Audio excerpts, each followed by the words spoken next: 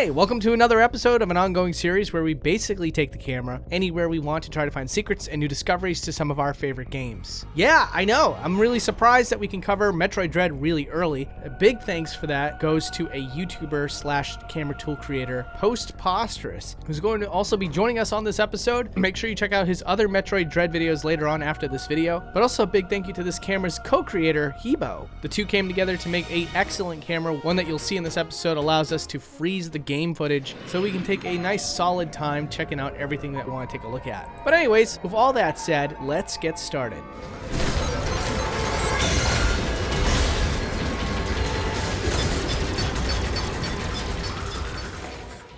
So to start with, let's talk about the Emmys. Here's a cutscene that has to do with the very first Emmy that you come across. And before that Emmy shows up, you can see that it's stored underneath the environment. And the second that it's called in, it's just basically warped into place.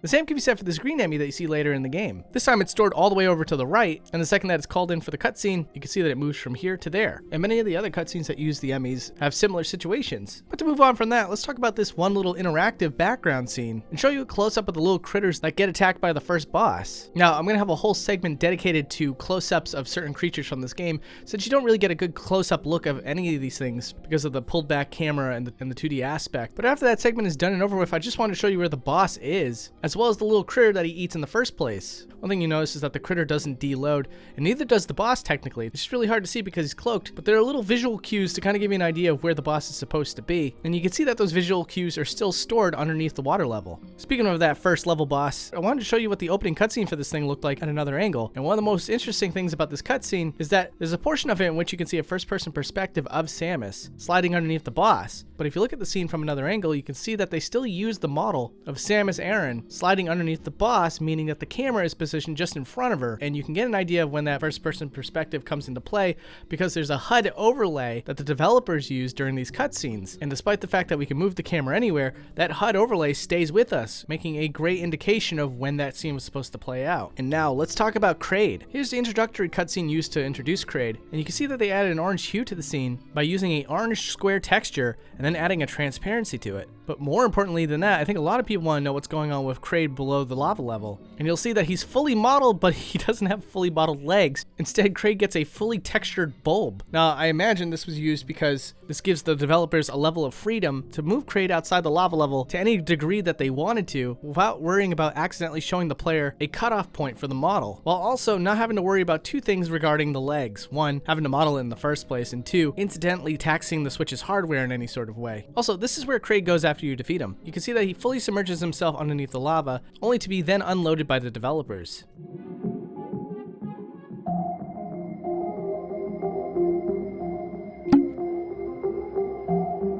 And before we move on to more cutscene stuff, let's do a zoom out of one of the areas here to really give you a sense of scale for some of these backgrounds.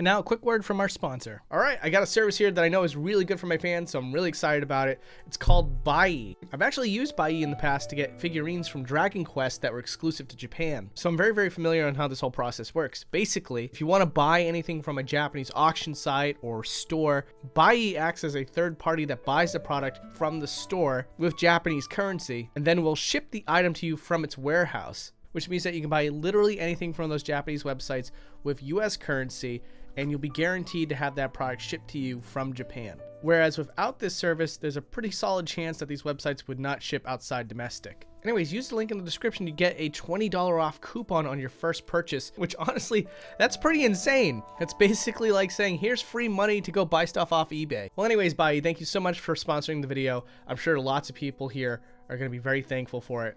And let's get back to it.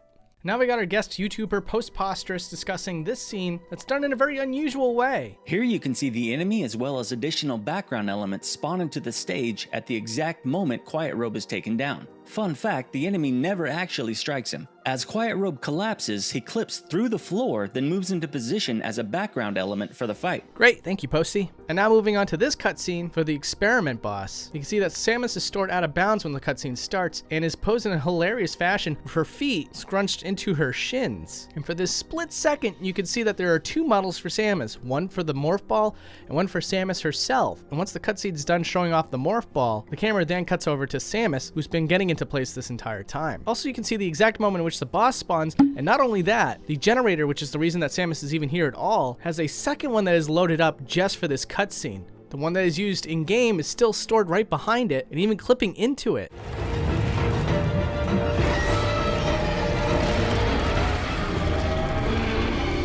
Now, towards the end of the game, when Samus goes up into Ravenbeak's ship, there's this great but brief scene where Samus goes up and you can see the bottom of the ship. Well, pan the camera out from when that cutscene's over can show you where the ship is stored, which is well behind the camera outside the boundaries. But there's something else to talk about with this ship as well, something that is a little bit surprising. At the top of the ship, there's a low poly version of the final room in which you fight Ravenbeak. And for some reason within this low poly version, there seems to be an indication of beta elements that weren't used in the final game.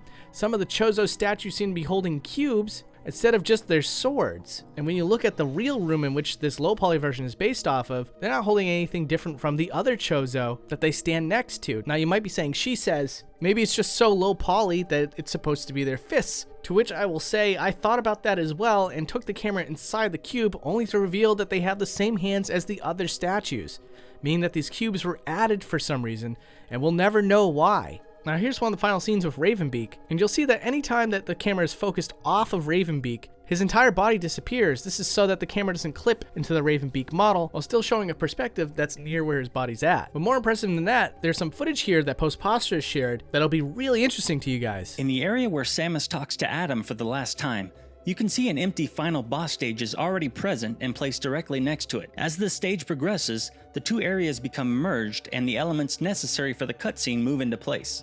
This was done to create the transition effect we see where the Adam stage seems to break away and become the boss stage. Thank you, sir, and here you go. Here's another zoom out of the volcano area. Once again, showcasing the scale and the techniques used for some of these dioramas that are basically used for these really elaborate backgrounds.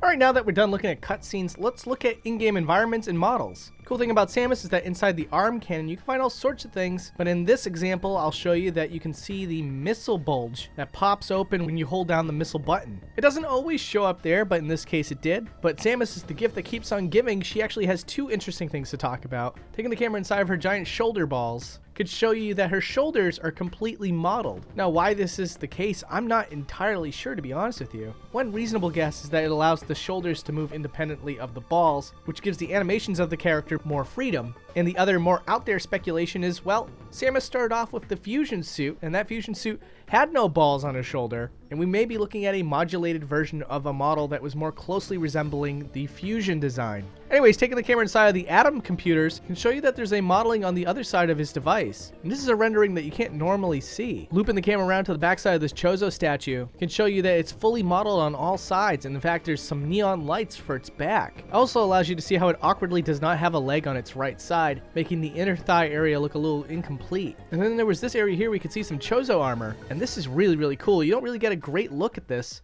but it's very similar to Samus's suit or Ravenbeak's if you look at the feet. But what's really cool is that they seem to be like a beta design, having a bubble helmet made out of a type of glass. Now here's an area where you can only just barely see the background, but taking the camera out can show you that there's a lot more modeled here than the player gets a chance to see. Now these buildings are not fully modeled, but they do have some 3D depth to allow itself to look good in a 3D space.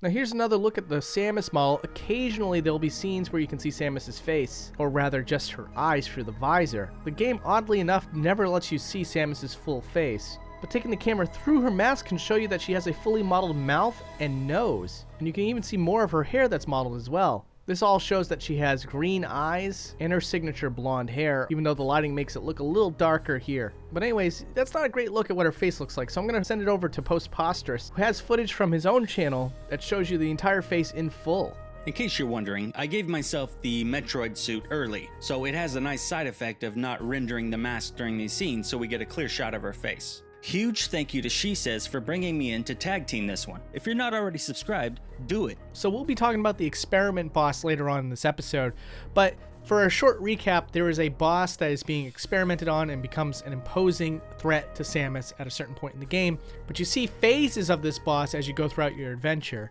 like the example I've been showing you just now, where there is technology injecting and prodding this giant beast. However, in a different area of the game, you can see what I assume is just a failed experiment well before any sort of transformation, because this creature that's pretty well hidden in the background has anatomy that's very similar to the clip that I just showed you, with the spiky abdomen and limbs on the side of the body. It shows you a starting point that's not explicitly shown to the player like the clip that was first shown. And then we have this underwater boss here. And what's really cool is I took the camera inside of it and I saw pink buttons. Then very quickly I pieced it together. This is the boss's tentacles fully retracted. Because if you look inside the model when there's more tentacles outside the body, you'll find that these quote unquote pink buttons are now missing, aka being used for their purpose, which is that they are tentacles. You can even see a tentacle nub here that wasn't used in the scene that I just exampled. Now these crows are used incredibly briefly. As Samus enters a certain area, you'll just see birds flying away, and they're silhouetted during those scenes as well. But what's really surprising is that they have an idle animation. And of course, I have to show you that because this counts as unused animations, aka unused content. Here's something I just wanted to show you guys. It's kind of funny. Now, when you're not in a certain area, it's very typical that the rest of the map gets culled out or clipped out, but there is a foreground layer for Metroid Dread to cast some shadow and keep the focus on the environment itself. And as you're going to see in this scene here, it doesn't cull out that foreground layer, leaving behind what looks like a map, which is kind of cool. Here's another thing about Samus I didn't mention earlier. See, when you charge the Omega Cannon, you get this giant spirit bomb looking ball that forms at the tip of the arm cannon. But if you manipulate the camera during this scene, you can see that that giant ball is only a texture. It is not a 3D particle effect. Very sneaky resource management. Here's a Left Behind beta element for you. In this room where you first used the multi-missile, the developers originally placed some Chozo armor with the cowl that is used in other parts of the game, but I guess to spice it up, the developers instead used this statue that the player normally gets to see. But without ever removing the original element, you could see what the developer's original intention was.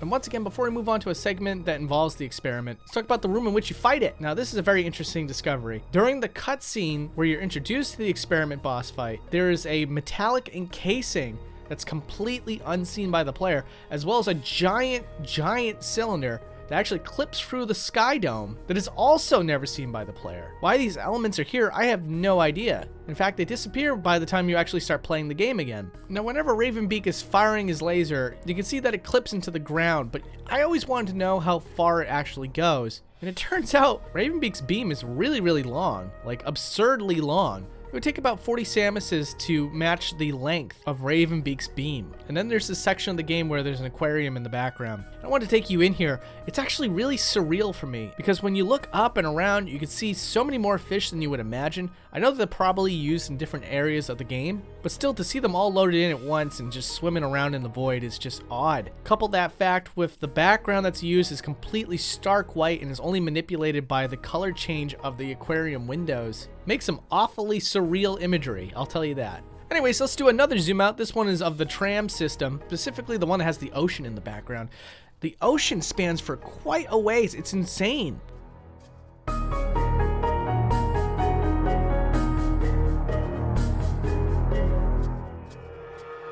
Alright, next up we're going to look at character models up close. There's a lot of enemies that we can look at here, but of course we want to start off with Samus herself. When you lose in Metroid Dread, the only time you get to see a fully modeled, suitless Samus is when she dies. But unfortunately, very unfortunately, in-game, there's this bloom effect that immediately starts as soon as she's shown. And so even taking the camera over here doesn't really show you the finer details of this model. And that's why I was able to get the help of Finalizer. Finalizer was nice enough to share with me their extracted model from the game itself, and you could see that there's lots of details to this Samus model. One, it has the iconic blue eyes instead of the green that I showed you earlier. And 2, she even has her mole. In fact, one of the things I noticed while looking at the model in-game is that the hair is separated from the scalp. And so by looking at the model in the model viewer and removing everything but the head, you can see that her scalp is fully modeled and is even left with a buzz cut. Anyways, I'm going to show you a close-up of several enemies from the game. And while I'm showing you some of the enemies that don't need additional commentary, I might as well mention you can follow me on Twitter if you want to see updates to future episodes of Boundary Break. But more importantly, due to the channel being buried by the YouTube's algorithm, I'm going to try to diversify a little bit, and one of the first steps towards that is I've been working on a Twitch channel. So if you want to support me in that, I'll have a link to my Twitch channel in the video description down below. Alright, but here's an enemy that I definitely need to talk about. We got this critter here that comes out of a burrow and launches itself at Samus. So naturally the curiosity peaks as to what it looks like when it's inside the burrow itself. And honestly, it doesn't look that bad. The back end of the model is a little bit scrunched up, but nothing too serious. It's when you get to this worm-like enemy that it gets a little more ridiculous. See, I could show you the character model in its natural environment, but there's a lot of geometry here that's kind of covering up how the model looks. And I got kind of lucky here because, like I said, there is culling and clipping used in Metroid Dread. And so by just being in an adjacent room, some enemies don't get clipped or culled out. And as a result, we get a nice, beautiful display as to how this enemy operates in the void. And as you can see, every time it goes into the ground, it scrunches completely up like an accordion. It's actually pretty interesting. And then there's some critters that are just so tiny that you really can't make out anything about them at all. But here are some little sea critters that sort of resemble combs as well as barnacles. And as you saw earlier, there are some multi-enemies that use 2D textures. And again, it's very hard to track all this because the resolution in Metroid Dread is not the best, and the camera is, of course, panned pretty far away. But you just saw the monster that spews out these smaller critters, and taking the camera up to these can show you that they're completely flat. Also, not too much to say about this, but any fan that has gotten through Metroid Dread or has played Metroid Fusion before might recognize these X-Parasites. I always wanted to take the camera inside of one just to see what it would look like. And you gotta love the detail that the developers put into these things. Now let's take a look at some of the ships that are in the background towards the later half of the game. And I really, really love the lighting that gets cast on these things. The shadows combined with the pale light. And I always love it when the developers of Metroid are willing to expand the lore a little bit and show you things like what a Chozo would fly around in. And then of course we got the end of the game here when Samus has acquired the Metroid suit and has taken down Ravenbeak for the last time. And one of the fascinating things about seeing this out of bounds is that it becomes very apparent that Ravenbeak's parasite form is just a modulated version of the Kraid model. I'm surprised I didn't notice it sooner, but it's just a little hard to notice with Kraid's head split open and Ravenbeak's face placed in the center. That combined with the chaos made it a lot harder to notice this. And also, just really quick, wanted to show you what it looks like when Ravenbeak eats Samus and you fail to end him. As you can see, all the way up to the point before it gives you the game over screen, Samus's model is just stored inside of Ravenbeak. And of course, I'm willing to show you some of the ending cutscenes a little bit panned out here. Nothing incredible to see outside of seeing the entire space of Samus's interior ship, but still kind of fun to look at. And I'm going to give you one more zoom out and just thank you all very much for watching the video. Again, check out Postposterous if you can. He does a lot of similar content, so it's worth your time. If you want to support me, just make sure you stay subscribed or follow me on Twitch. A link to that will be in the video description as well. Anyways, thank you so much, and see you next mission.